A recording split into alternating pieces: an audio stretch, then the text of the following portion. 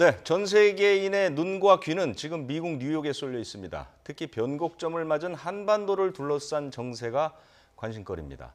북한 김정은 위원장을 만났던 문재인 대통령은 트럼프 대통령과 꺼져가던 북미 정상회담의 불씨를 살렸습니다. 네, 잠시 뒤엔 트럼프 대통령이 유엔 총회에서 연설할 예정인데요. 전문가 두 분과 자세한 얘기 나눠보겠습니다. 김홍국 경기대 교수, 김광덕 전 한국일보 정치부장 나와 계십니다. 네, 안녕하십니까? 안녕하세요. 네. 지금 브라질 대통령이 유엔 총회에서 연설을 한다고 하니까 한 10분 정도 후에 연설을 할 것 같은데요. 일단 연설 얘기는 연설이 끝난 다음에 좀 하도록 하고 지금 관심거리는 아무래도 이제 한미 정상회담 아니겠습니까? 그렇죠. 김 교수께서 조금 간단하게 정리를 해주신다면 어떻게 할까요? 네, 트럼프 대통령과 우리 문재인 대통령이 다섯 번째로 우리 대통령 취임 이후에 정상회담을 가졌습니다. 한미 정상회담이 그동안 한미 동맹을 굉장히 강화시키는 역할을 해왔다라고 역할을 규정할 수 있겠고요.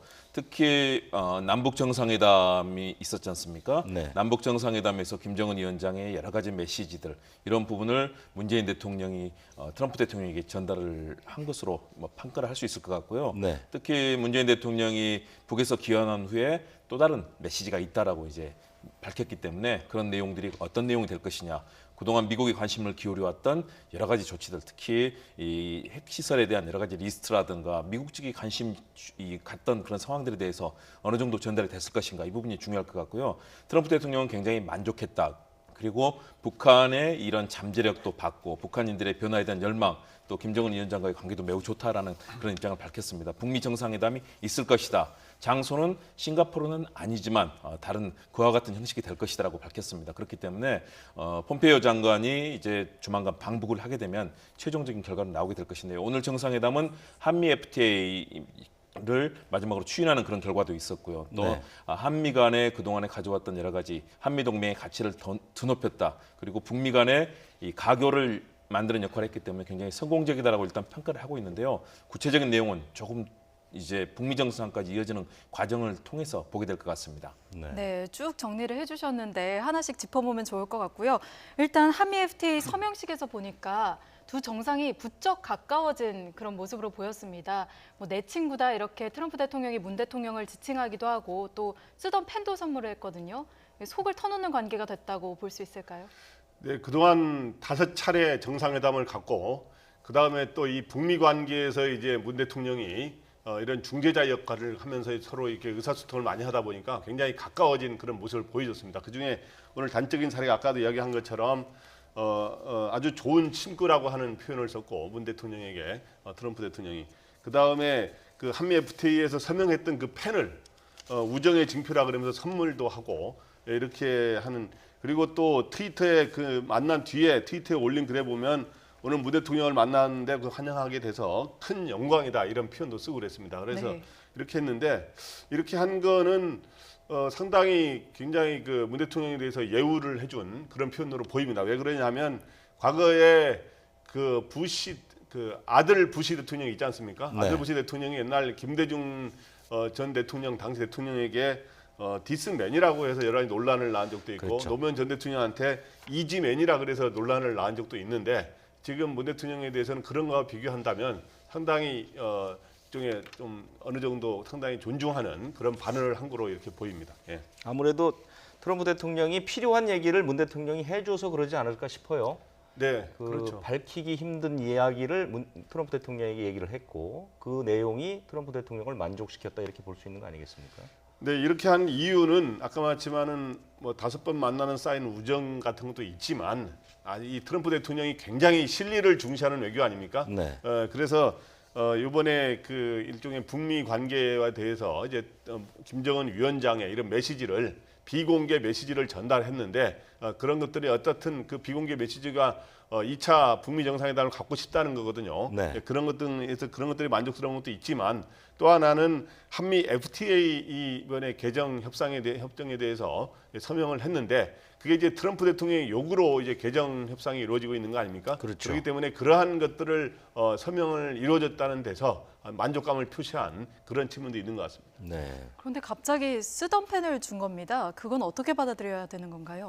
굉장히 친근한 표시라고 판단할 수 있습니다. 왜냐하면 트럼프 대통령은 아시다시피 굉장히 강한 압박형 스타일입니다. 상대 국가 과거에 이 외국의 정상들 만난 기억하실 텐데요. 독일의 메르켈 총리 같은 경우는 여성인데도 불구하고 손을 막 강하게 잡는다거나 또는 같이 악수하는 것을 거부한다든가 그런 일이 있었지 않습니까?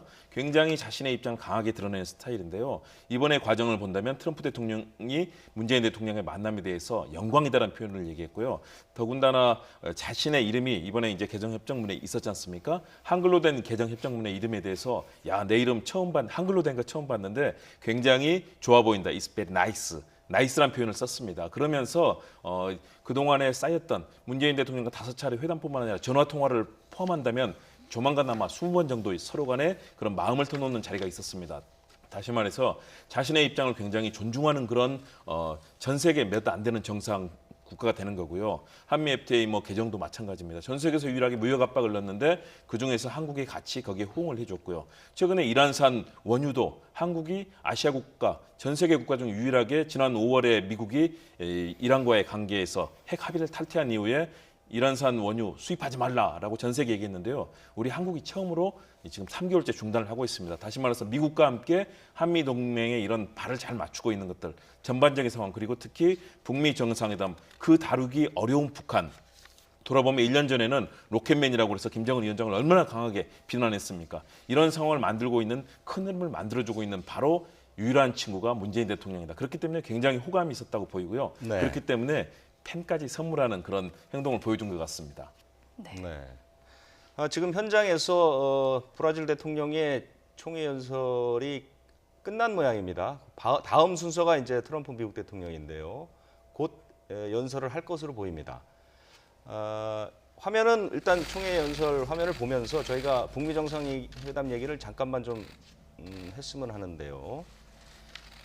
지금 시기 장소 미국 쪽에서는 거의 두 번째 북미 정상회담은 열리는 것으로 거의 가름을 하는 것 같고요. 시기와 장소 문제들이 좀 분분한 편인데요. 좀 섣부르긴 하지만 예상을 하신다면 어떻게 될까요? 일단 상당히 섣부르긴 하지만 그래도 예상해 볼 필요는 있겠습니다. 트럼프 대통령은 11월 1일 미국 중간 선거가 있습니다. 11월 초기 때문에요. 네. 아무래도 역시 그 전에 외교적 성과를 내야 된다. 트럼프 대통령이 지금 국내 문제, 중국과도 무역 전쟁을 벌이고 있고 전 세계와의 여러 가지 유럽과의 갈등, 중동과의 갈등 여러 가지 풀리지 않는 문제들이 많습니다. 네. 유일하게 성과를 내고 있는 것이 한반도의 이 북핵 문제거든요. 그런 측면에서 여기서 외교적 성과를 내는 것이 트럼프 대통령과 공화당의 중간 선거에 굉장히 유리할 거다라는 정치적 계산을 하고 있는 거고요. 그런 측면에서 11월 이전, 다시 말해서 10월 중하순, 10월 하순 쪽이 아무래도 가까워 보입니다. 왜냐하면 네. 폼페이오 장관의 방북도 있고 그 이후에 서로 간의 의제 조율이라든가 여러 가지 과정들을 생각한다면 아무래도 10월 중하순은 돼야 될 거다라고 판단이 되고요. 장소 문제는 김광도 부장께서. 네, 그 시기는 잘 말씀해 주신 것 같고요. 장소는 지난번에 했던 장소와는 다르다 그랬으니까 네. 싱가포르에서 다시 하게 되면 여러 가지 또 이 이벤트상 관심을 못 끌 거 아닙니까? 그래서 그렇죠. 그 장소는 이제 지금 거론되고 있는 곳이 크게 한 3가지 정도 되는데 트럼프 대통령이 1차 회담 끝나고는 이제 워싱턴 초청을 했기 때문에. 예, 그래서 이제 가는 것도 워싱턴으로 초청해서 워싱턴에 직접 김정은 위원장을 가면 굉장히 상징성이 크지 않습니까? 예, 예. 바로 그거 자체가 부른 것 자체가 사실은 종전을 선언한 듯한 그런 느낌을 줄 수 있는 그런 거기 때문에 워싱턴에서 하는 수가도 있고 미국의 뉴욕에서 하는 수도 있을 수 있죠. 그러나 이제 또 다른 방식으로는 이번에 한국의 판문점 남북한의 일종의 대체하는 거에 상징적 장소인 판문점에서 만나는 방법이 있을 수 있고 또 하나는 지금 현재 이제 유럽의 예. 빈이라든가 그다음에 스위스의 여러 가지 이런 도시에서 이렇게 오스트리아나 스위스 이런 곳에서 만나는 방법 이런 것들이 있을 수 있다 이렇게 생각이 됩니다. 근데 오스트리아 B는 사실 IAEA 본부가 있는 곳 아닙니까? 북한 쪽에서 보면 거기까지 가서 정상회담을 한다는 게 약간은 굴욕적일 수 있겠다는 생각도 들거든요. 그렇죠. 그건 상당히 어떻게 껄끄러운 측면이 있을 겁니다. 오스트리아 비인이 국제기구, 특히 핵사찰이라든가 또는 국제 이런 여러 가지 관계를 다루는 그런 기구들이 많이 있거든요. 그런 네. 측면에서 아무래도 북한의 김정은 위원장이 유럽 지역으로 이동하고 특히 아시아 지역이라면 몰라도 유럽까지 이동하면서 더군다나 IAEA 국제 원자력 기구 나중에 사찰을 받는 곳이 바로 그곳 아니겠습니까? 네. 그런 측면에 있어서는 북한의 입장을 배려하기는 좀 어려울 것 같고요. 그런 측면에서 아무래도 워싱턴과 판문점 두 곳이 유력하게 꼽힐 것 같습니다. 아무래도 트럼프 대통령이 중간 선거가 있기 때문에 네. 중간 선거 당시에 이 대응을 하면서 가장 극적인 효과도 내면서요. 그러나 또 미국에서는 북한에 대한 굉장히 또 거부감이 있습니다. 불과 1년 전에 로켓맨이라는 이름들 그리고 북한을 완전히 파괴하겠다라는 트럼프 대통령의 유엔 연설이 있었지 않습니까? 네네. 그런 측면에서 아무래도 미국 의회라든가 또는 미국의 아무래도 국무부, 국방부 각 사이드에서는 상당히 부정적인 그런 의견을 갖고 있는 부분도 있기 때문에 네. 워싱턴에서 하는 게 사실은 정치적으로 위험할 수도 있거든요. 트럼프 대통령이 마지막까지 상황을 판단하면서 극적인 효과를 저는 놓을 것으로 보는데요. 네. 그런 측면에서는 판문점의 가능성, 왜냐하면 남북미 세 나라가 동시에 같이 모여서 종전선언까지 이루어내는 그런 효과를 전 세계에 또 보여주고 네. 특히 정전 협정이 맺어졌던 장소에서 이루어진다면 그것도 역시 상징적인 효과가 있거든요. 네. 그런 측면에서 판문점이 상당히 유력하다고 보이는데요. 그러나 트럼프 대통령은 정치적인 중간 선거를 고려하고 미국 내 최근에 여러 가지 어려운 지경에 있지 않습니까? 네네. 일부에서는 대통령직에 대한 논란까지 있기 때문에 아무래도 그런 측면에 고려를 한다면 극적인 상황은 또 워싱턴이 있을 수 있다는 측면에서 네. 저는 좀 시기는 10월 초중순까지는 좀 지켜본다면 북미 간의 그런 합의가 나올 것이라고 판단이 됩니다. 네. 유엔 총회에서 이제 사실은 지금 트럼프 대통령이 브라질 대통령에 이어서 총회 연설을 하기로 순서가 잡혀 있는데 에콰도르 대통령과 순서를 바꿨답니다. 그래서 지금 에콰도르 대통령이 연설을 하고 있고요. 트럼프 대통령은 그러니까 한 대통령이 30분 정도 연설을 하니까 30분쯤 뒤에 연설을 시작할 것으로 보입니다. 저희는 그래서 한미 정상회담 얘기를 좀 더 나눠보도록 하겠습니다. 이제 종전선언 얘기가 나왔는데 예. 그 문재인 대통령도 사실 공식적으로 종전선언 얘기를 했고 또 한미 정상이 종전선언에 대해서 심도 있게 논의했다라는 기사까지 나왔으니 예. 이제 종전선언과 북미 정상회담이 이제 같이 연동돼서 움직일 가능성이 있거든요. 그 부분을 조금 전망하신다면 어떨까요? 네, 그래서 일단 지금 북한의 종전선언에 관심을 끄는 이유는 북한에서 일종의 비핵화의 이행과 관련해서 그 반대 급부로 반대 카드로 미국한테 요구하고 있는 게 바로 종전선언이죠. 네. 종전선언인데 지금 미국은 그에 대해 굉장히 신중한 입장인데 이번에 이제 미국 한미 정상회담에서 종전선언에 대해서 깊이 논의했다라고 청와대 대변인이 발표를 했는데 네.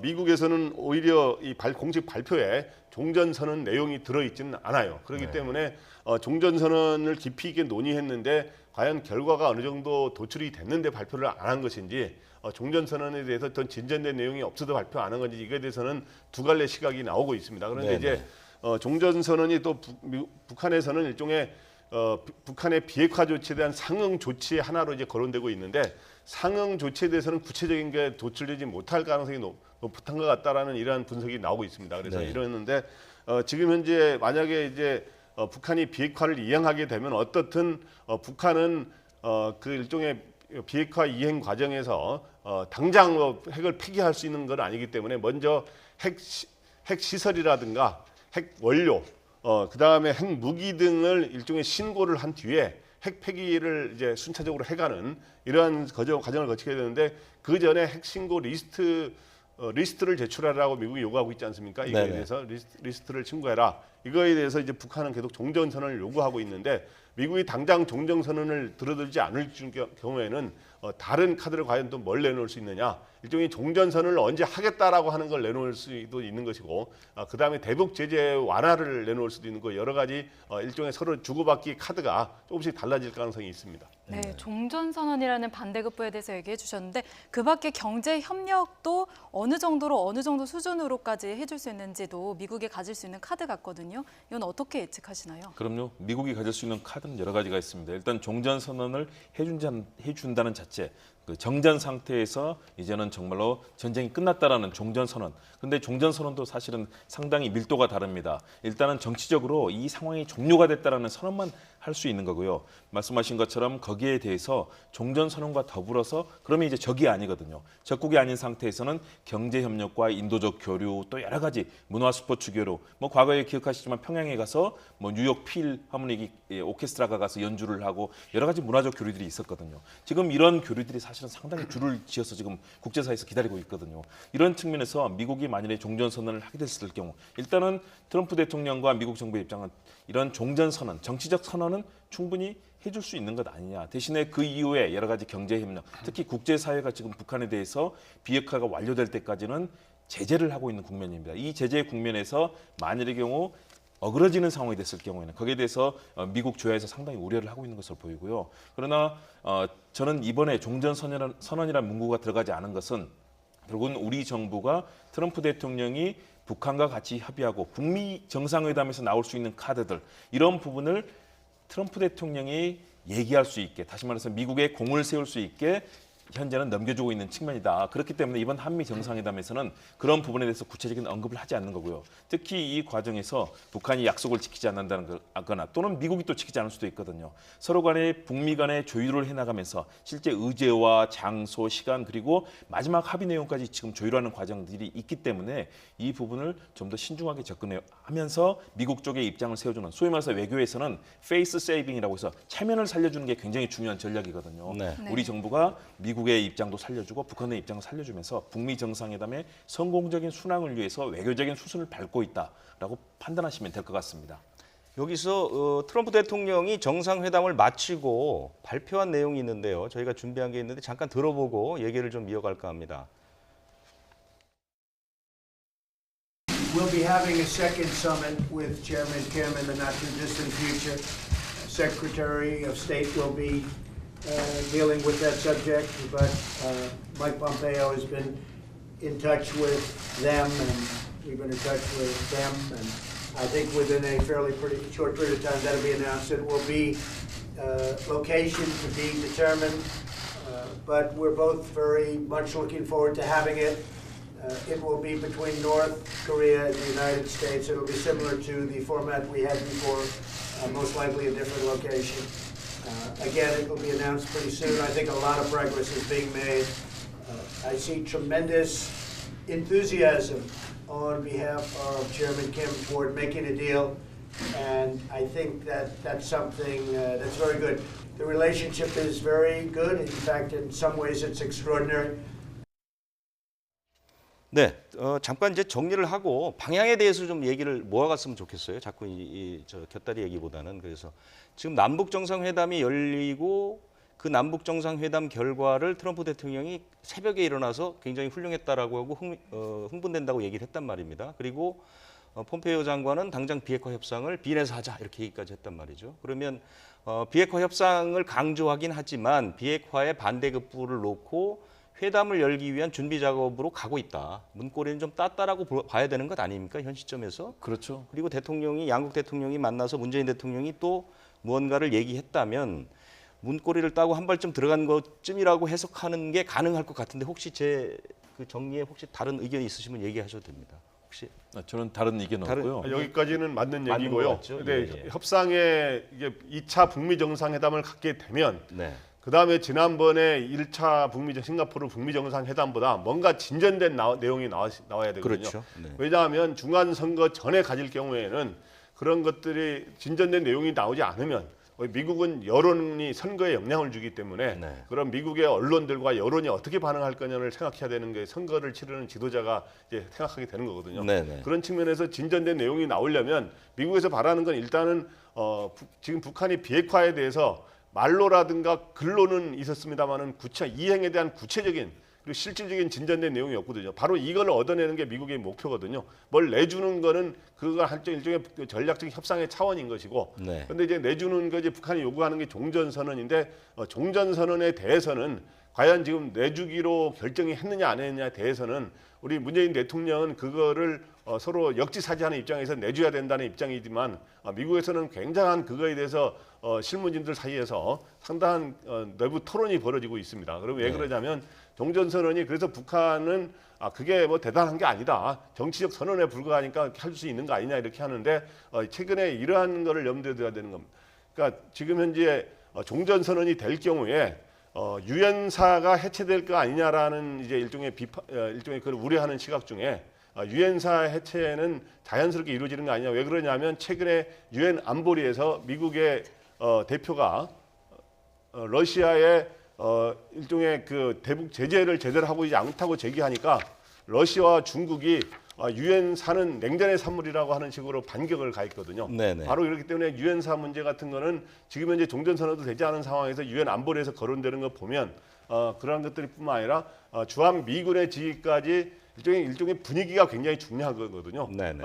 종전 선언이 되는데 주한 미군이 왜 필요하냐라는 이야기도 나올 수 있는 거죠. 그렇기 때문에 이러한 아시아 미국 입장에서는 중국과 우리 한반도에 관한 전략도 중요하지만 중국과 아시아 전략이라는 측면에서 바로 그러한 것들이 지금 고심을 하고 있기 때문에 과연 어떻든 거를 종전선언을 내주느냐 아니면 다른 방식으로 제재 완화라든가 다른 방식으로 카드를 내놓느냐 하는 그런 굉장히 고민이 이루어지는 것으로 보입니다. 김웅 교수께 질문을 하나 좀 드리자면 지금 김정은 위원장이 합의를 한 남북 정상 공동 선언을 보면 동창리, 그러니까 국제 전문가의 입회하에 동창리를 해체한다는 것 하나고 조건은 달긴 했지만 어디입니까? 영변 핵시설 폐쇄한다는 것. 네. 그것이 종전 선언과 등가로 교환될 수 없느냐? 그 문제에 대해서는 어떻게 생각하십니까? 일단은 미국 측에서 반응은 그 정도가 상당히 만족할 만한 수준이 될 수 있다라는 그런 평가가 나오고 있고요. 또 일부에서는 그러나 또 미국에도 뭐 긍정적인 측면도 있지만 굉장히 부정적인 매파의 시각도 있거든요. 네네. 그 정도로는 만족할 수 없다라는 그런 시각도 있습니다. 그런데 그동안의 북미 간의 협의의 과정들을 본다면 영변 핵시설이 굉장히 중요한, 사실은 전체 북한 핵을 이게 가장 중요한 시설이 되고 있고요. 특히 미국을 또 공격할 수 있는 동창리 미사일 발사대 문제도 굉장히 중요한 가치를 가진 것으로 지금 미국에서는 평가를 하고 있습니다. 그렇다면은 종전 선언이 최소한도 그런 형식적이고 정치적인 선언으로 이루어질 경우에는 등가가 될 수 있다라는 게 이제 여러 가지 뭐 그런 시각들도 있고요. 반대 시각도 물론 있습니다. 네. 그러나 제가 볼 때는 분명히 이것은 협상이거든요. 미국도 북한이 만족할 수 있는 일정한 카드를 내놓아야 되고요. 또 북한도 마찬가지입니다. 그런 측면에서 주한미군의 문제라든가 이런 부분은 이미 문재인 대통령이 여기에 대해서 확실하게 입장을 밝혔습니다. 지난번 프레스센터에서 북한에서 귀환 후에 한미 동맹의 문제와 북한의 이 문제, 북미 간의 협의는 차원이 다른 문제다. 주한미군은 한미 동맹에서 이루어지는 것이고 우리 정부와 미국 정부 간의 협의에서 이루어지는 것이다. 네. 거기에 대해서 추후에 의심할 필요가 없다는 그런 우리 정부의 공식적인 더구나 대통령의 입장까지 나왔습니다. 그렇기 때문에 이런 상황, 국제 간에 특히 이 지구상에서 마지막으로 이념을 놓고 대결하고 있는 나라들, 우리 남북 관계와 북미 관계의 이 특성을 고려할 때는 북한을 빠르게 국제사회의 개방의 무대로 끌어내는 것, 그리고 북한이 과거와 같은 도발에서부터 이제는 멀어져서 국제사회의 이 평화의 무대에 함께할 수 있는 것, 그래서 한반도의 평화와 번영의 길을 가는 것이기 때문에 현재 나오는 그 정도 상황이라면 저는 최소한도 등가의 가치로선 정치적 선언에서라면 가능하다. 대신에 이것이 국제사회의 인정을 받으면서 경제 협력을 위한 여러 가지 또 해제 문제는 북한의 이런 진정성의 인정을 받아야 되고요. 북미 정상회담에서 나오는 결과들. 그러나 제가 봤을 때는 문고리를 열고 상당히 들어갔다. 그리고 서로 간에 합치되는 부분들.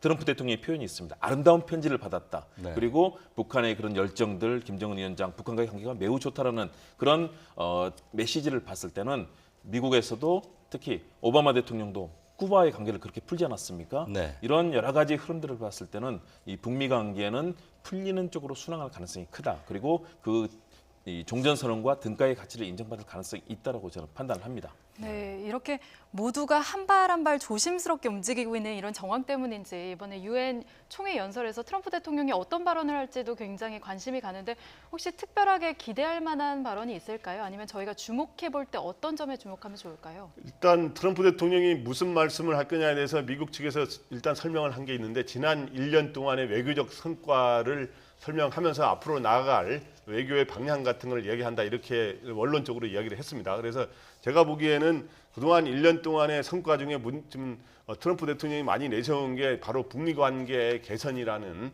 그동안 북한이 올해 들어서는 핵실험이라든가 미사일 실험이라든가 안 하지 않았느냐. 그리고 억류자라든가 그다음에 유해 쪽의 송환 같은 게 이루어지지 않았느냐라고 하는 걸 굉장히 그러나 우리가 대북 제재를 해제한 건 없지 않느냐. 그래서 그러한 것들을 굉장히 자기 본인의 과거의 대통령들이 하지 못한 걸 내가 했다라고 이제 주장을 하고 있습니다. 그렇기 때문에 바로 그러한 점들을 내세워서 북한 비핵화를 일종의 여러 가지 대화와 함께 지금 제재 전략을 병행하고 있는데 그런 걸 통해 자기가 이뤄내겠다고 하는 거를 밝히고 바로 북미 정상회담에 대한 2차 북미 정상회담에 대한 이런 거를 운을 떼는 그런 이야기를 하지 않겠느냐. 그리고 앞으로 북한에게 어떤 밝은 미래가 있을 수 있으니까 좀 일종 북한에게 그러한 전향적인 자세를 희망하는 그러한 얘기도 있을 수 있지 않은가 이런 생각이 듭니다. 네. 우리 전문가 두 분은 북미 관계에 대해서 비교적 낙관적인 전망을 내놓으시는데 국내 정치권 반응을 보면 꼭 그렇지는 않은 것 같습니다. 그래서 저희가 이제 녹취를 몇 개 준비했는데요. 일단 보시고 국내 정치권의 반응에 대해서 좀 얘기를 나눴으면 합니다. 좀 준비됐으면 들려주시죠. 굳건한 한미동맹을 바탕으로 한반도에 새로운 길을 만들기 위한 두 정상의 의지가 모아졌기 때문에 우리에게도 큰 희망이 될 것이고 새로운 미래를 여는 중요한 계기가 됐다고 평가하고 있습니다. 구체적 내용이 없이는 북핵 문제는 다시 교착 상태에 빠지는 악순환이 계속될 것입니다. 북한 비핵화의 확실한 담보가 있을 때 종전선언도 가능합니다. 비핵화의 실질적인 이행 조치가 합의되어 한반도의 완전한 비핵화와 군사적 긴장 완화를 통해 진정한 평화 체제가 정착되기를 바랍니다. 네. 평가를 좀 해주시죠. 네. 일단 이 지금 현재 정치권에서는 한미 정상회담이라든가 남북 정상회담 이런 거에 대해서 뭐 당은 한 크게 5개의 당이 있는데 네. 그 두 가지 색깔을 보이고 차이고 있죠. 그리고 네. 이제 민주당이라든가 그러니까 민주평화당, 정의당 같은 경우는 대부분 이제 어떤 입장이냐면 한반도 평화, 남북 관계 발전을 위해서 이제 우리가 나아가야 된다는 이야기를 하면서 이런 게 한미 정상회담이라든가 이런 것들이 그리고 그 북미 정상회담 그리고 이번에 가졌던 남북 정상 이런 것들이 그런 것들이 굉장히 앞당기는 동력이 돼야 된다 이런 기대감을 표시하고 있어요. 그런데 네. 이제 보수 야당이라고 할 수 있는 한국당하고 미래당은 그하고 정반대로 이제 뭐 그 비핵화는 당연히 비핵화를 통해서 평화 정착으로 가는 거는 옳다고 말은 하면서도 비핵화를 위한 실질적 진전이 있어야 된다라고 하는 이러한 이야기를 하고 있는데 특히 한국당 같은 경우는 핵 폐기의 로드맵이 나와야 종전 선언이 가능하다 이런 입장을 이제 한국당 같은 건 표명하고 있는데 네. 저는 그렇게 생각합니다. 그러니까 한국당이나 지금 바른미래당이 너무 이 남북 관계에 대해서 제동을 거는 거 아니냐 하는 비판적 시각이 있는 점도 좀 이 두 당은 염두에 두고 그러나 전략적인 목표에서는 우리가 남북의 평화 정착 구조로 가고 이런 결국에는 장기적으로는 통일로 가는 이러한 데서 하나가 된다고 하는 이런 전략에서는 같은 목적을 갖되 이제 이런 남북 관계 같은 데서는 또 다시 다른 이제 또 다르게 될 가능성도 염두에 둬야 되거든요. 네네. 그렇기 때문에 그런 측면에서 야당은 그런 거에 대한 일종의 전술적인 문제 제기라 그럴까요? 이런 걸 하는 정도로 이렇게 가는 게 바람직하지 않은가 이렇게 큰 틀에서는 국론을 모아가야 된다 이렇게 생각이 됩니다. 예. 네, 말이 나온 김에 한 가지만 더 짚어보겠습니다. 바른미래당의 하태경 의원하고 자유한국당의 홍준표 전 대표는 원래 둘 다 보수 인사로 유명한데 그런데 지금 와서는 상반된 대북관을 보이기 시작했습니다. 그래서 저희가 준비한 화면도 있으니까 먼저 보고 얘기 나누시겠습니다. 먼저 바른미래당의 하태경 의원은 대북관, 한국당과 다른 모습 보여줘야 북한의 변화를 부정, 한국당 하나만으로는 족하다 이렇게 얘기를 했고요. 또 홍준표 전 대표는 위장평화 공세에 속는 것은 그 결과가 참담하다. 지도자의 판단은 나라의 존망을 결정하니까 아주 중요하다 이런 얘기를 했습니다. 네, 어떻게 두 보셨나요? 보수 정치인이지만 완전히 다른 목소리를 내고 있습니다. 그러나 기본적인 맥락은 현재 진행되고 있는 여러 가지 이 흐름에도 불구하고 북한에 대해서 그냥 믿을 수는 없다라는 일단 기본 전제는 깔려 있다고 봅니다. 대신에 역시 홍준표 전 대표의 경우는 그동안에 보여줬던 여러 가지 강한 안보에 아주 강한 방점을 찍으면서 북한에 대해서 경계하고 또 굉장히 비판적으로 접근하는 그 목소리. 더군다나 자유한국당이 그래도 이번 성명에서는 그나마 이 여러 가지 성과도 인정을 했지만 바로 직전까지만 해도 다 위장 평화쇼다 뭐 여러 가지 비판을 하지 않았습니까? 홍준표 전 대표는 역시 거기에서 궤를 같이 하고 있는 것으로 보이고요. 왜냐하면 홍준표 대표는 당권에도 도전해야 되고 정적인 목적이 있고 더군다나 상황을 봤을 때는 보수 진영의 그동안의 목소리들의 일관된 흐름입니다. 그런 측면에서 일단 일정하게 그런 흐름을 가고 있고요. 바른미래당의 하태경 이제 최고위원이 됐죠. 하태경 의원의 경우는 과거의 그런 좀 수구적인 안보 냉정관으로는 안 된다. 특히 뭐 북한의 겉으로는 북한에 대해서 비판적이면서 뒤로는 북한에 총 쏴달라고 했던 과거의 뭐 총풍처럼 그런 안보 상업주의 그런 시기에서는 안 된다라는 이제 시각을 갖고 있는 거죠. 저는 이렇게 변해야 이것이 결국은 또 보수도 국민들의 신뢰를 얻을 수 있다. 더군다나 이렇게 평화와 번영의 길로 가는 담론의 과정, 미국도 적극적으로 이를 끌고 가는 과정에서는 역시 더 대안을 제시하면서 이 상황을 주도하는 그런 보수의 그런 도덕성과 또 실력을 보여줄 때 더 나아질 것이다. 같은 경우는 아마 그런 생각을 하고 있는 것 같습니다. 아마 보수 내에서 이렇게 다른 목소리가 있는 것이고요. 현재 우리 정치권의 상황을 봤을 때는 아무래도 전반적으로 큰 흐름에서는 진보적인 색깔을 가지고 있는 정의당이나 더불어민주당 여당의 경우는 적극적인 지지를 하고 있는 거고요. 좀 중도와 보수로 오가고 있는 민주평화당의 입장에서도 아무래도 평화 쪽은 굉장히 방점을 찍으면서 적극 지지를 하고 있는 반면 자유한국당과 바른미래당 두 보수 정당은 상당히 좀 색깔이 서로 엇갈리고 있다. 결국은 지금 보수 진영이 국민들로부터 굉장히 신뢰를 받지 못하고 있는 상황에서 변화를 모색하면서 나가고 있는 그런 것들이 서로 갈등으로 비치고 있다라고 보여지고요. 그렇기 때문에 두 정치인의 생각들이 이렇게 크게 다르게 나오는 것 같습니다. 네.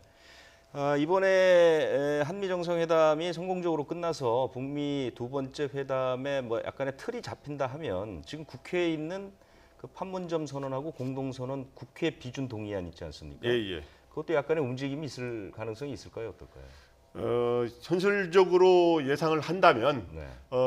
한국당이 당분간은 비준을 해줄 가능성이 거의 없다고 봅니다. 사실은. 성과를 보였는데도 불구하고 그러니까 예를 들어서 북미 정상회담에서 북한이 비핵화에 대해서 일종의 핵 폐기의 로드맵을 구체적으로 제시했다든가, 네네. 그 다음에 여러 가지에 대한 리스트를 신고를 하고 핵 폐기의 시한을 밝히는 스케줄을 밝히는 로드맵을 하고 그런 거와 함께 종전 선언이 이루어진다면 네.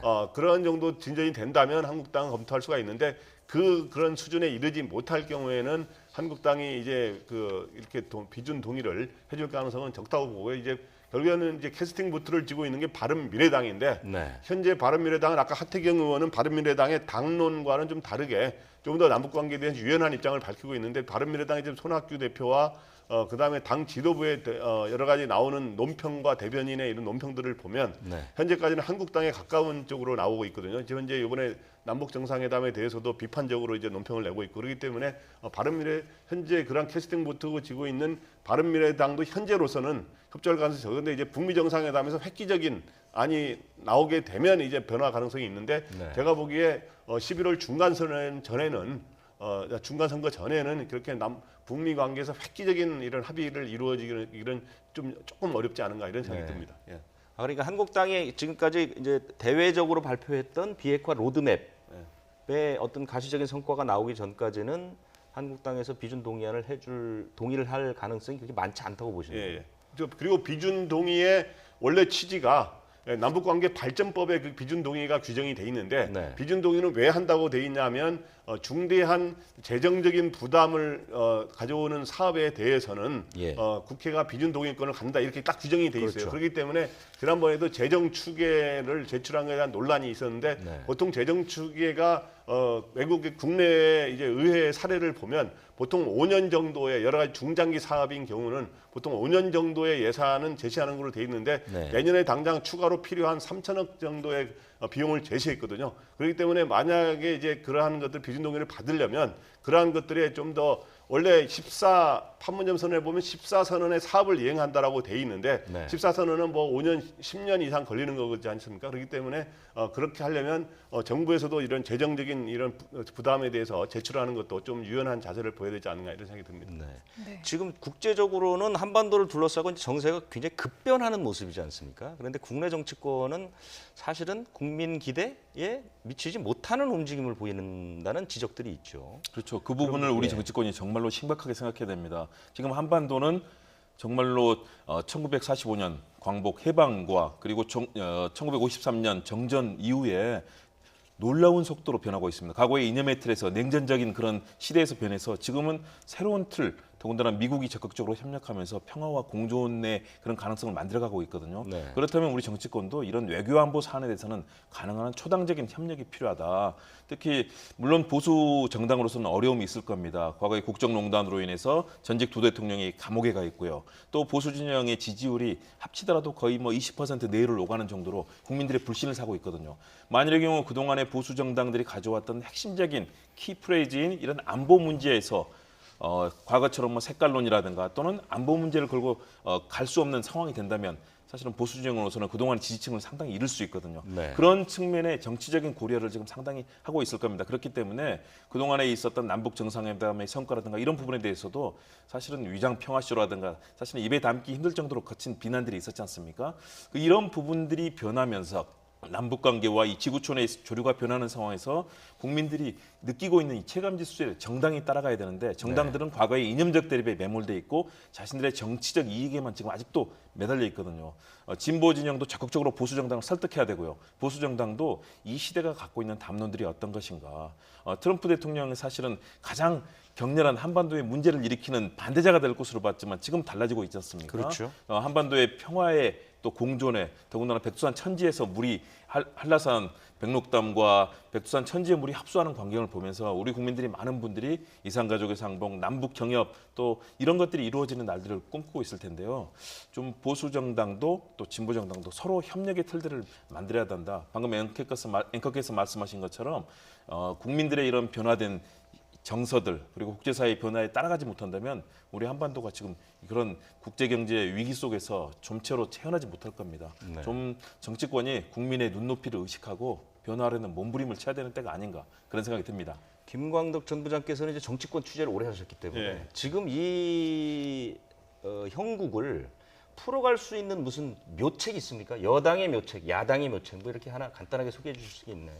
일단은 지금 전 정부가 해야 될 작업 중에 하나가 네. 그러니까 북미에서의 중재자 역할도 해야 되고 북한을 설득하는 것도 해야 될 뿐만 아니라 네. 일단 국내 국론을 모으는 거를 소위 국민 통합의 일종의 바탕을 만들어야 현재 어떻든 이 남북 관계에 대해서 이런 흐름에 대해서 보수층들 중에 일부는 반대하고 있다는 건 현실 아닙니까? 그게 뭐 어느 정도 프로테지에 대해서는 이견이 있을 수 있습니다만은 네네. 그렇게 하기 위해서는 국론 통합을 하기 위해서는 어떻게 해야 되느냐?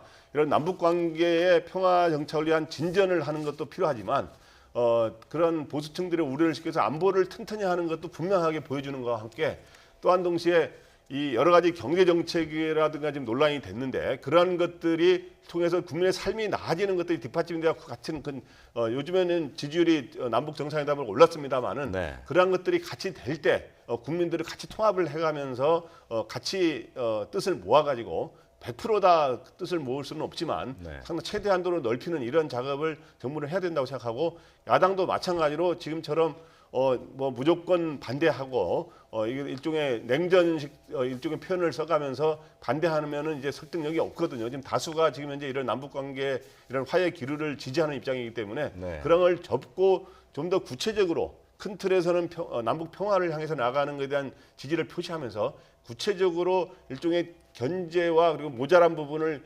일종의 지적해주는 그런 역할로 가야 더 바람직한 게 아닌가 하는 생각이 듭니다. 예. 지금 현장에서 들어온 소식을 종합해 보면 트럼프 대통령이 연설을 하기 위해서 연단으로 이동을 하고 있다 이런 소식이 들어왔는데요. 지금 화면을 잠깐 볼까요?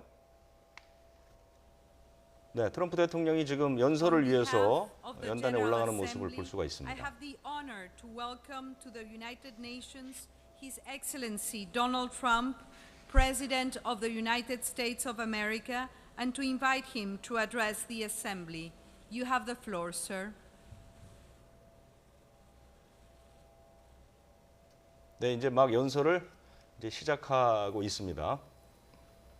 Madam President, Mr. 총회 Secretary 의장님, 유엔 World 사무총장님, leaders, ambassadors, and 세계 distinguished 각국 delegates. 정상 여러분, 대사 여러분, 1 year ago, 각국 I 대표 stood 여러분, before you 1년 전 the first 똑같이 time 이 자리에 in this 제가 grand hall. 미국 대통령으로서 I 이 addressed 장엄한 전당 앞에서 threats 여러분 앞에 facing our 섰습니다. 그리고 당시 저는 우리가 어떠한 위기에 직면해 있는지 여러분에게 말씀을 드리고 보다 밝은 미래가 전 인류를 기다리고 있다고 말씀드린 바 있습니다. 오늘 저는 다시 한번 유엔 총회에서 여러분 앞에 섰습니다. 바로 우리가 지난 1년간 얼마나 엄청난 성과를 거두었는지 설명드리기 위해서입니다. 취임 2년도 되지 않아 트럼프 행정부는 역대 그 어느 행정부보다도 많은 성과를 이뤄냈습니다. 미국입니다. 미국 얘기입니다. 예, 이렇게 웃으실 거라고는 생각을 못했는데 이것도 나름대로 괜찮네요.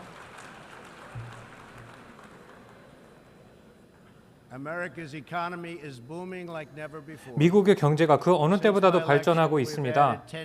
제가 당선된 이후 10억 달러의 부가 새로이 창출되었습니다.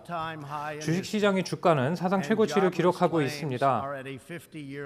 실업급여 액수는 이제 50년 이래 최저치입니다. 이제 흑인, 히스패닉계 그리고 아시아계 미국인들의 고용률도 매우 높은 수준을 기록하고 있습니다. 이들의 실업률은 사상 최저치를 기록하고 있습니다. 400만 개 이상의 일자리가 새로 생겼습니다. 그중에서 절반은 제조업에서 생긴 일자리입니다. 그리고 사상 최대의 감세 및 조세 개혁 법안을 통과시켰습니다.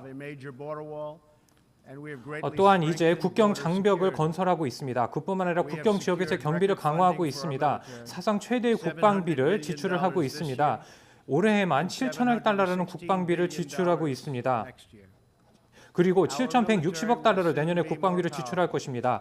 이제 미국의 군대는 그 어느 때보다도 강력한 군대가 될 것입니다. 미국은 그 어느 때보다도 더 강하고 안전하고 부강한 나라가 되었습니다. 제가 2년 전에 취임했을 때보다 미국이 많은 면에서 이처럼 성장했습니다. 그리고 이는 미국을 위해서, 미국 시민을 위한 성장이라고 할 수 있습니다. 그리고 세계 시민을 위해서 우리 모두가 이렇게 서 있습니다. 이는 미국 시민들에게 희소식이라고 할 수 있습니다. 그리고 평화를 사랑하는 모든 분들에게 좋은 소식이라고 할 수 있습니다. 각 국가들이 서로 간의 권리를 존중할 때 그리고 자국 시민의 권리를 지킬 때 보다 더 심도 있게 협력함으로써 평화와 안전 그리고 번영을 누릴 수 있다고 생각합니다. 이 자리에 대표를 보낸 모든 국가야말로 그리고 여기 오신 모든 대표단 분이야말로 유구한 역사와 전통에 기반을 둔 나라로부터 오셨습니다.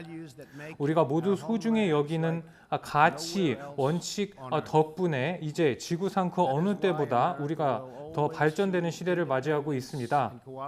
그만큼 자주 독립 국가로서 미국은 글로벌 거버넌스 차원에서 다른 국가들과 협력할 것입니다. 다른 국가를 지배하거나 통제하려고 하지 않을 것입니다. 모든 국가들은 자신의 전통과 관습 그리고 원칙을 견지할 권리가 있습니다. 미국은 다른 나라에게 어떻게 생활을 해야 되는지, 어떠한 종교를 믿어야 하는지를 강요하지 않습니다.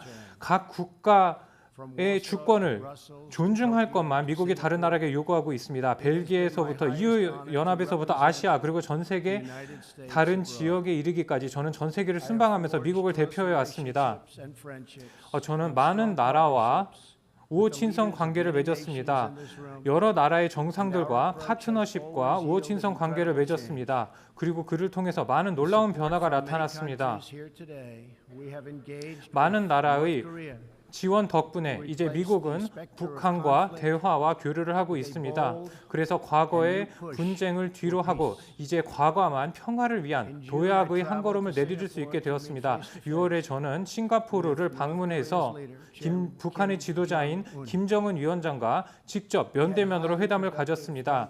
아주 유익하고 건설적인 회담을 가졌습니다. 그리고 그 싱가포르 회담에서 양국의 이익을 위해서 미국과 북한이 한반도에 비핵화를 추진할 것이라고 공언했습니다. 그리고 싱가포르 정상회담 이후 고무적인 몇 가지 조치가 취해졌습니다. 얼마 전까지만 해도 누구도 상상하지 못했던 조치들입니다.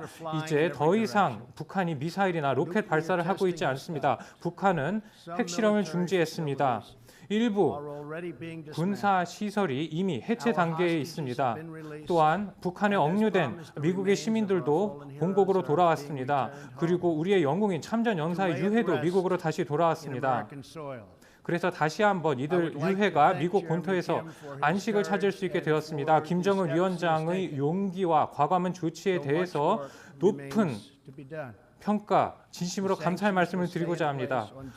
물론 비핵화가 이행되기 전까지는 제재는 계속해서 이행이 될 것입니다. 유엔 회원국들이 미국을 지원해서 이와 같은 지점에 올 수 있도록 한 것에 대해서 감사의 말씀을 드립니다. 사람들이 생각하는 것보다 훨씬 더 높은 지점까지 우리가 와 있습니다.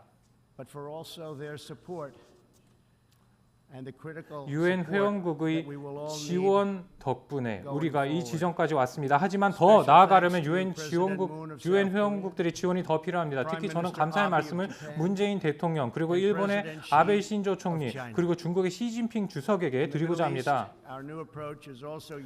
중동에서 미국의 새로운 외교정책 접근법은 또한 많은 성과를 낳고 있습니다. 역사적인 변화가 중동에서도 일어나고 있습니다. 작년에 저는 사우디아라비아를 방문했습니다. 이후 걸프만 국가들은 대테러 센터를 새로이 개소해서 테러리즘을 퇴치하고 테러의 자금줄을 차단하고자 하고 있습니다. 새로운 제재 조치를 이행하고 테러리스트들을 추적하고 이제 각 국가들이 본격적인 책임을 지워서 영내 차원에서 테러리즘을 격퇴하고자 하고 있습니다. UAE와 사우디아라비아, 카타르 등의 국가들은 수십억 달러의 자금을 출자해서 시리아와 예멘의 난민들을 지원하고 있습니다.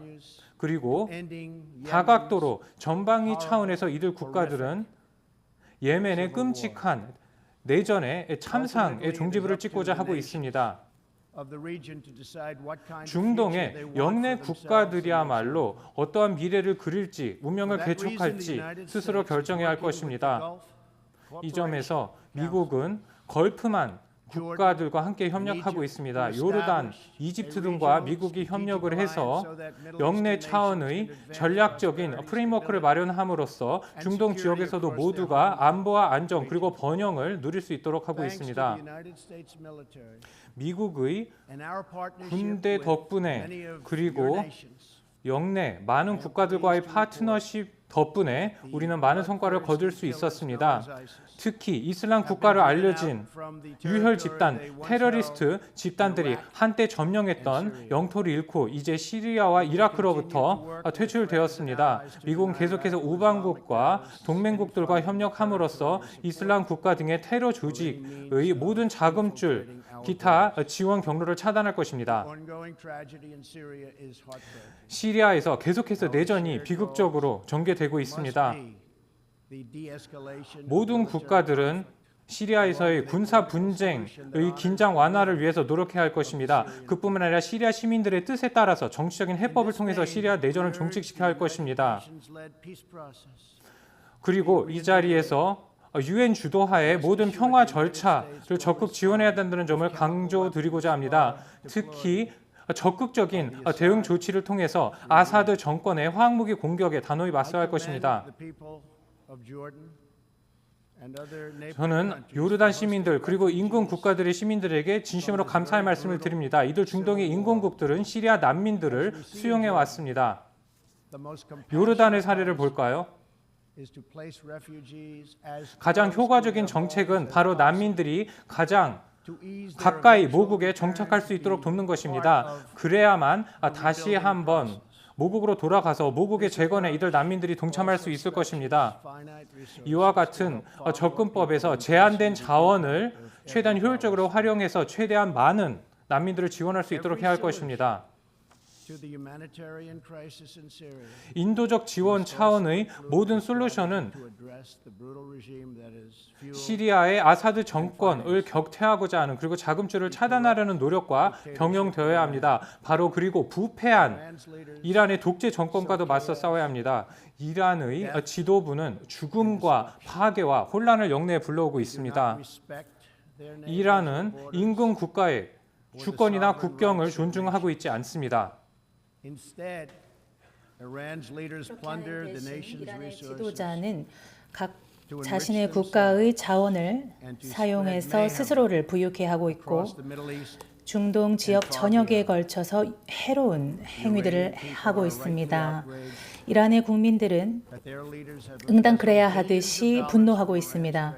그리고 수십억 달러에 달하는 자금이 이 같은 행위에 사용되고 있습니다. 뿐만 아니라 사람들의 종교적으로 모아진 그런 자금 역시도 그 대리인들을 포함한 여러 가지 그 중동 지역 전역에 있어서 전쟁을 만들어내는 데에 사용하고 있습니다. 이 같은 공격과 또 그들의 세력 확장에 이것들이 모두 사용되고 있는 것입니다. 그것이 바로 중동의 수많은 국가들이 제가 미국을 끔찍하고 2015년에 있었던 이란 핵 합의에서 탈퇴했을 때 저를 지원해 준 이유입니다. 그리고 이란의 핵 관련 제재를 가했을 때 또한 저와 뜻을 함께 해준 이유입니다. 처음 그 합의가 이루어진 이후부터 이란의 예산은 약 40%가 증가했습니다. 이란의 독재자는 핵 관련 미사일 그리고 관련 무기를 개발하는 데에 많은 자금을 사용했습니다. 테러리즘을 지원하고 그리고 수많은 사람들을 시리아 내에서 그리고 예멘에서 사망에 이르게 했습니다. 미국은 경제 압박의 캠페인을 시작했습니다. 이를 통해서 그 정권을 부정하고 앞으로 계속해서 그 유혈 사태로 이어지는 것들을 막기 위한 것입니다. 지난달에 우리는 보다 더 강력한 핵 관련 제재를 이란 협의 하에서 없어졌던 제재를 다시 한번 가하기로 했습니다. 11월 5일에 다시 재개될 것입니다. 그리고 더 추가적인 제재가 가해질 것입니다. 우리는 석유와 관련해서도 더 많은 국가들과 함께 이란이 이를 소비하는 것을 막기 위한 행동들을 이행하고 있습니다. 우리는 세계의 테러리즘을 지원하는 국가 그리고 그 정권으로 하여금 전 세계에서 가장 위험한 무기를 소유하게 그만둘 수가 없습니다. 또한 우리는 미국의 죽음으로 위협하고 그리고 대량 살상에 대해서 공개적으로 이야기하는 정권을 그대로 보고 있을 수 없습니다. 핵 탄두를 전 세계의 어느 도시든지 발사할 수 있다라고 위협하는 그런 정권을 두고 볼 수 없습니다. 우리는 이란 정권을 고립시킬 것입니다. 그들이 계속해서 그러한 공격성을 보이는 한 그리할 것입니다. 그리고 이란 국민들을 지원하기 위해 노력할 것입니다. 이란 국민들은 자신들의 종교적 그리고 의로운 각자의 운명을 개척할 수 있도록 우리가 도울 것입니다. 올해 또한 우리는 아주 중요한 단계를 중동 지역에서 진행하였습니다. 모든 주권 국가를 인정하면서 저는 미국의 이스라엘 대사관을 예루살렘으로 이전하였습니다. 미국은 평화와 안전을 해당 지역의 미래로 삼고 있습니다.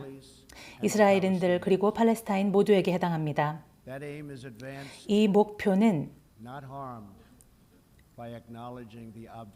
우리가 분명한 사실을 인정함으로써 증진되는 것이지 방해되는 것이 아닙니다.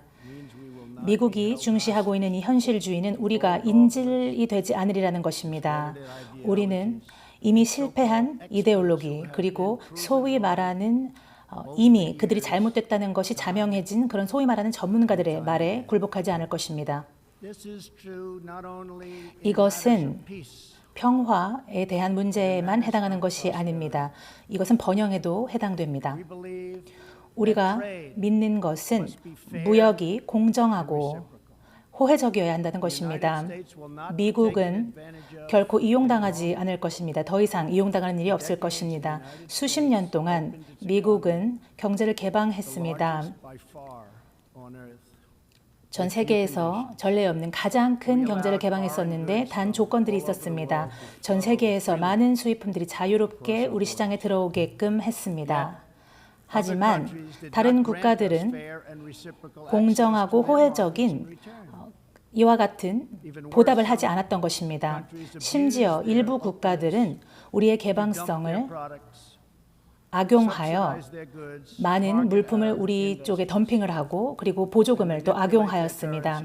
뿐만 아니라 자신들의 화폐를 조정하여 대미 무역에서 훨씬 더 자신들만 이익을 취할 수 있도록 했습니다. 우리의 현재 약 8천억여 달러의 무역 적자를 보고 있습니다. 따라서 이러한 맥락 속에서 우리는 잘못되고 불공정한 무역 협의를 개정하는 과정 중에 있습니다. 작년에 우리는 멕시코와의 무역 협정을 개정하였고 바로 어제 저는 대한민국의 문재인 대통령과 함께 서서 성공적으로 한미 자유무역협정에 서명을 했습니다. 이것은 단지 시작에 불과합니다. 많은 이 자리에 대표하고 계신 국가들은 전 세계의 무역 체계가 변화를 요구하고 있다라고 동의하실 겁니다. 예를 들면 어떠한 국가들은 WTO에 받아들여졌지만 그들은 해당 기구가 기반하고 있는 모든 가치를 위반했음에도 불구하고 받아들여졌습니다. 이 같은 국가들은 정부가 주도하는 산업 체계와 또 이런 모든 다양한 어떤 규제들 그리고 이런 조건들을 자신들에게만 유리하게끔 사용했습니다.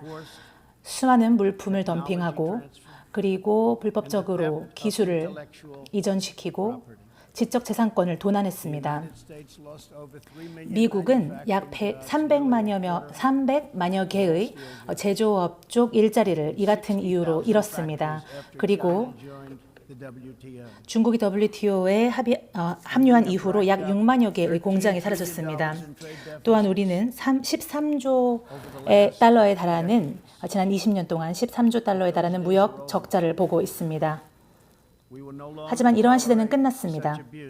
우리는 더 이상 이 같은 일을 그냥 보고 있지만은 않을 것입니다.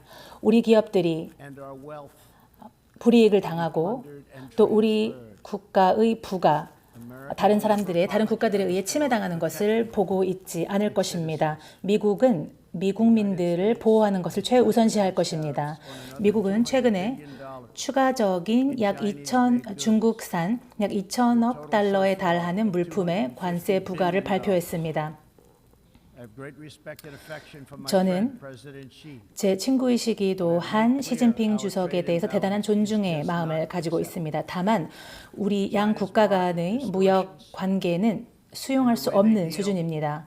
중국의 현재 시장 상태와 또 중국과 우리 사이의 그 무역 합의는 더 이상 참을 수 없는 수준이었습니다. 제가 미국의 대통령으로서 저는 언제나 우리 국가의 이익을 최우선시할 것입니다. 제가 1년 전에도 이 자리에서 같은 말씀을 드렸습니다. 그때 말씀드렸을 때에 제가 유엔 인권위가 유엔의 굉장한 수치라고 이야기를 했었습니다. 왜냐하면 끔찍한 인권 유린자들을 받아주었기 때문입니다. 우리 유엔 대사인 니키 헤일리 대사는 개혁에 필요하다는 분명한 의제를 표명했습니다. 그리고 여러 차례 경고를 전달했습니다. 하지만 그 어떤 행동도 조치도 취해지지 않았습니다. 그렇기 때문에 미국은 책임 있는 유일한 선택을 한 것입니다. 바로 인권위에서 탈퇴한 것입니다. 우리는 실질적인 개혁이 일어나기 전에는 다시 돌아가지 않을 것입니다. 이와 비슷한 이유로 미국은 국제형사재판소에도 더 이상 지지를 하지 않을 것입니다. 국제형사재판소는 정확한 관할 구역도 없고 또 권위도 없는 상황입니다. ICC는 계속해서 보편적인 전 세계 모든 사람들에 대한 권리를 주장을 하지만 그들이 공정하게 이 같은 것들을 이행하지 않는 한 미국은 절대로 그 자주권을 포기하지 않을 것입니다. 글로벌 관료주의에 무릎 꿇지 않을 것입니다. 미국인들은 글로벌리즘이라는 이데올로기를 거부합니다. 그리고 우리는 애국주의의 원칙을 환영합니다. 전 세계의 많은 책임 있는 국가들은 자주권을 위협하는 존재들에 맞서 싸워야 합니다. 하지만 그뿐만 아니라 새로운 형태의 지배 아니면 다른 국가를 강요하려는 것에도 맞서 싸워야 할 것입니다. 미국은 에너지 안보의 중요성을 자각하고 있습니다. 미국 자국뿐만 아니라 미국 동맹국에 있어서도 에너지 안보 확보는 중요합니다. 미국은 세계 최대의 에너지 생산국이 되었습니다. 그 어느 국가보다도 많은 에너지를 미국이 생산하고 있습니다. 미국은 이처럼 풍부하게 부존된 석유 그리고 청정 석탄, 천연가스를 다른 국가들에게 수출할 준비가 되어 있습니다. 서구 수출국 기구 오펙과 오펙 회원국들은 과거와 마찬가지로 전 세계에게 손해를 끼치면서 자신들만 이득을 취하고 있습니다. 저는 이것이 바람직하다고 보지 않습니다. 다른 국가들도 마찬가지라고 생각합니다. 미국은 다른 나라를 지켜주었지만 아무 대가도 받지 못했습니다. 다른 국가로부터 미국이 이용당하기만 했습니다. 이들 국가들은 오펙 국가들은 미국에게 비싼 값에 석유를 팔기만 했습니다. 이제 더 이상 오펙이 유가를 올리는 일이 있어서는 안 될 것입니다. 오펙 국가들은 유가를 낮추어야 할 것입니다. 그리고 군사적인 보호를 해야 할 것입니다. 이제 더 이상 이러한 상황을 미국이 좌시하지 않을 것입니다. 이와 같이 엄청난 유가를, 석유값을 미국이 더 이상 내지 않을 것입니다. 특히 특정 국가에 지나치게 석유 수입을 의존을 해서 다른 오펙 국가들이 이를 다른 국가에게 강요하는 수단으로 악용해서는 안 될 것입니다. 지금 폴란드가 발틱 파이프라인을 건설함으로써 러시아에 대한 천연가스, 석유 의존도를 낮추고자 하고 있습니다. 그래서 에너지 독립성을 확보하고자 하고 있습니다. 이제 독일도 러시아를 상대로 에너지의 독립성을 확보하고자 하고 있습니다. 만약에 러시아가 즉시 행동을 바꾸지 않으면 이제 독일이 러시아로부터 에너지를 독립성을 확보하겠다고 말했습니다. 그리고 이와 같은 독립성 확보는 모든 차원에서 이루어지고 있습니다. 특히 일부 강대국들이 자신의 세력을 넓히는 데 있어서 우리가 단호히 맞서야 할 것입니다. 과거 미국의 먼로 대통령은 다른 국가의 개입을 용납하지 않겠다고 국방부와 남방부 그리고 미국 국내 문제에 대한 외국의 개입을 허용하지 않겠다고 먼로 대통령이 천명한 바 있습니다. 최근에 미국은 관련법을 강화해서 외국인 투자를 보다 철저하게 감시하고 검토할 수 있는 체계를 활용했습니다. 이를 통해서 외국인 투자가 국가 안보에 위협이 되지 않도록 하고 있습니다. 그뿐만 아니라 미국은 영내 국가와 함께 협력을 하고 있습니다. 영내 그리고 전 세계 국가와의 협력을 통해서 같은 조치를 취해야 된다고 생각합니다. 자국을 지키기 위해서라도 외국인 투자를 더욱 엄격하게 심사해야 합니다. 그뿐만 아니라 미국은 라틴 아메리카 국가들과의 협력을 통해서 무분별한 난민의 유입의 위협에 대처하고자 하고 있습니다. 인신매매, 인신밀매를 더 이상 용납해서는 안 될 것입니다. 이는 끔찍한 참상이라고 할 수 있습니다. 그 어느 때보다도 심각한 수준으로 인신매매와 밀매가 이루어지고 있습니다. 대단히 잔인한 현실이라고 할 수 있습니다. 불법 매매나 범죄 네트워크, 조직 범죄자, 그리고 치명적인 마약 밀매가 이루어지고 있습니다. 그리고 이와 같은 불법 마약 밀매는 국경을 침투하고 있으며 근로자들을 파탄에 빠뜨리고 있고 범죄와 폭력 그리고 빈곤으로 시민들을 빠뜨리고 있습니다. 국경을 튼튼하게 지킬 때 그리고 범죄 조직을 척결할 때 비로소 이와 같은 범죄와 빈곤의 악순환을 끊고 번영의 길로 나아갈 수 있을 것입니다. 미국은 모든 국가의 주권을 존중합니다. 즉 모든 국가가 자주적으로 독립적으로 국익에 따라서 이민 정책을 세울 권리를 존중하고 있습니다. 그만큼 다른 국가들도 미국이 자신의 독자적인 이민 정책을 수립할 수 있는 권리를 존중해야 할 것입니다. 바로 그렇기 때문에 미국이 새로운 국제 이민 협약에 가입하지 않는 것입니다. 이민 정책을 국제 기구가 마음대로 다른 국가에게 강요해서는 안 될 것입니다. 시민의 손에 선출되지도 않은 국제 기구가 다른 국가에게 이민 정책을 강요해서는 안 될 것입니다. 이민 문제를 제대로 해결하기 위해서는 이민자들이 자신의 모국에서 미래를 개척할 수 있도록 해야 할 것입니다. 이를 통해서 이민자들의 모국이 다시 위대한 나라가 될 수 있을 것입니다. 현재 우리는 인류 역사상의 비극을 목도하고 있습니다. 한 예만 들어보겠습니다. 베네수엘라에서 200만 명 이상이 사회주의 정권의 억압, 마두로 정권의 압제를 견디다 못해서 그리고 쿠바의 후원 때문에 지금 베네수엘라를 벗어나고 있습니다. 얼마 전까지만 해도 베네수엘라는 전 세계에서 가장 부유한 국가 중에 하나였습니다. 하지만 사회주의 체제 때문에 한때 산유국으로서 부국이었던 베네수엘라의 경제가 파탄에 빠졌습니다. 그리고 시민들이 빈곤에 늪에 빠졌습니다.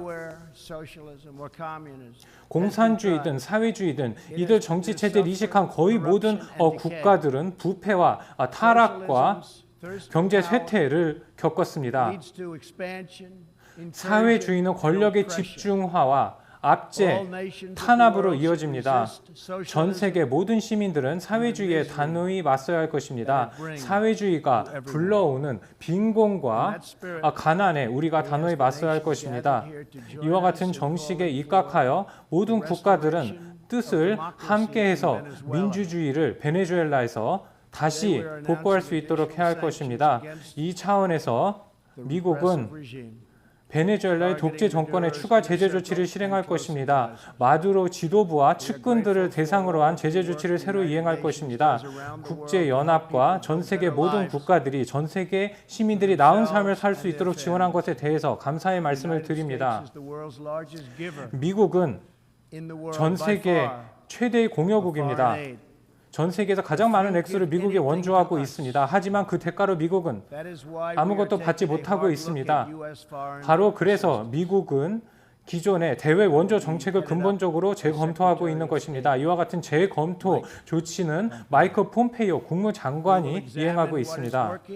과연 어떠한 원조 정책이 효과를 보았는지, 어떠한 정책이 효과를 보지 못했는지 우리는 면밀히 검토할 것입니다. 그리고 미국의 지원을 받은 국가들이 과연 미국의 국익에 부합되는지 우리는 면밀하게 검토할 것입니다. 미국은 타국에 지원을 함에 있어서 미국의 주권을 존중하는 국가들만 지원을 할 것입니다. 그리고 미국의 우방국에만 대외 원조를 할 것입니다. 그리고 다른 국가들은 각자의 몫을 다해야 한다고 생각합니다. 즉 자신의 방위비는 각 국가가 독자적으로 분담해야 합니다. 미국은 국제연합이 책임성과 효율성이 확보된 국제기구가 되어야 함을 주장합니다. 유엔은 무한한 잠재력이 가지고 있음을 제가 누차 강조해 왔습니다.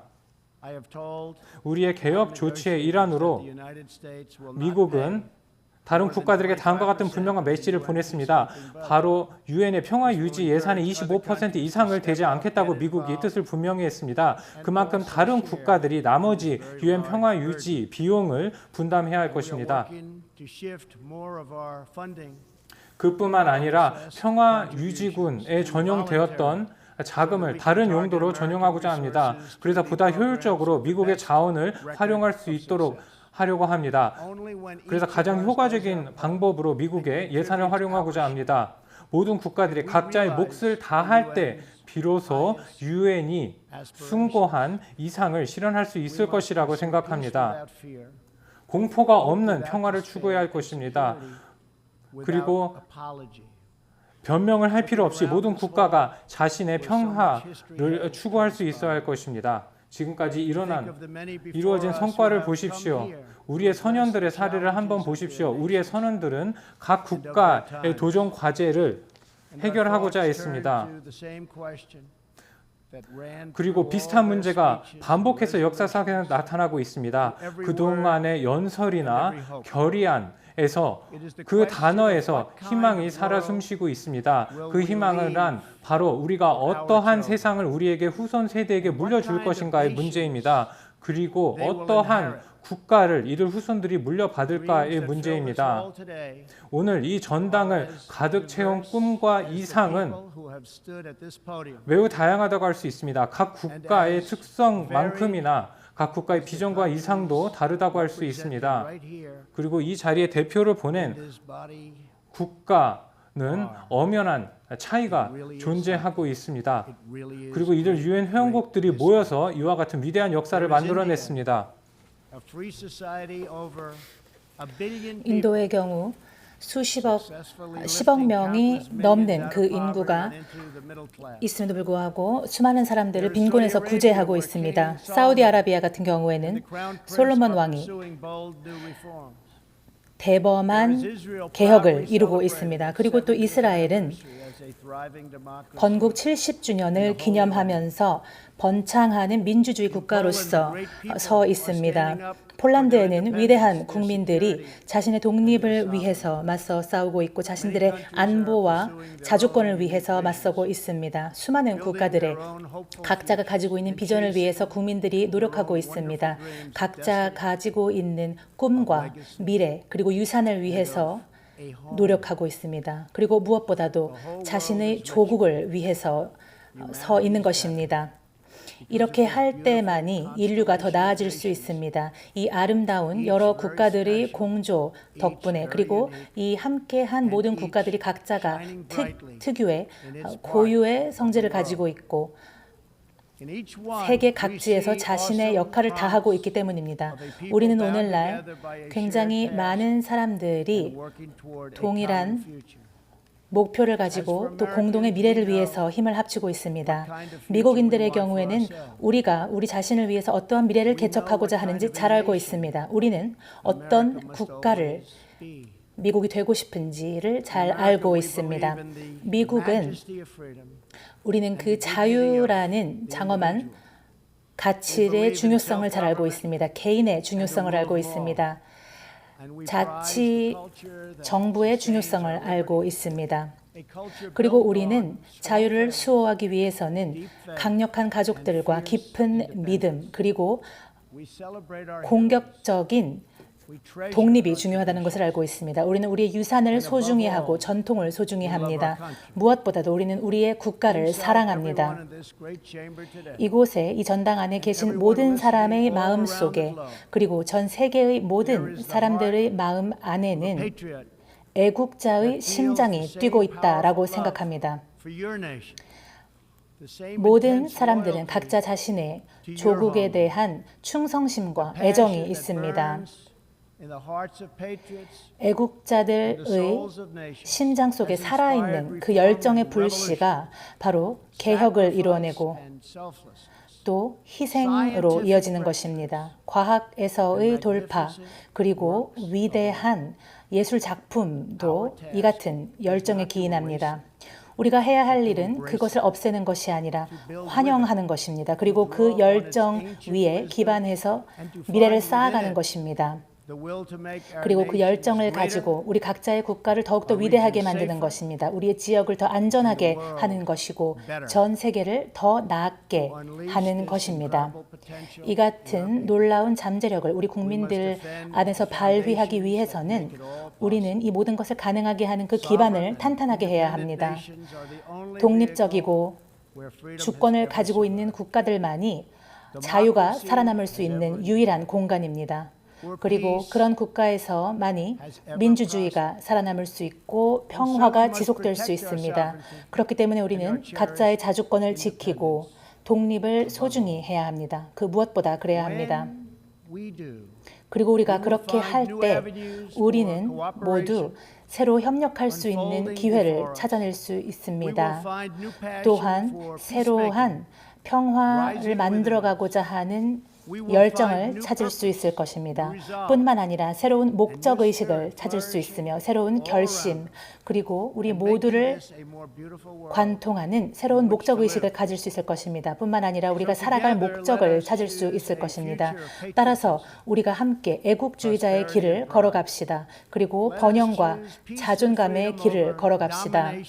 또한 우리가 실패를 넘어서는 평화를 선택했으면 좋겠습니다.